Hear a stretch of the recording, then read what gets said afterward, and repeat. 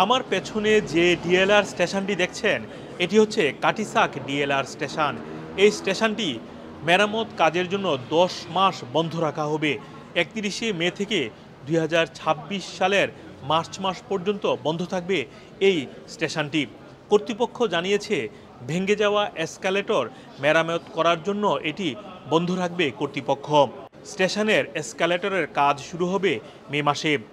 বর্তমানে এই স্টেশনে ছোট্ট একটি লিফট রয়েছে, যেটির কারণে যাত্রীদেরকে লম্বা লাইন ধরতে হয় স্টেশনে যাওয়ার জন্য, এবং কোনো এসকালেটর না থাকায় 121টি সিঁড়ি বেয়ে নামতে হয় অনেককে। তাই যাত্রীরা বহুদিন ধরেই এই স্টেশনের ব্যবস্থা নিয়ে অভিযোগ করে আসছে। তাই কর্তৃপক্ষ 4 মিলিয়ন পাউন্ড ব্যয়ে এসকালেটর তৈরির কাজে হাত দিয়েছে।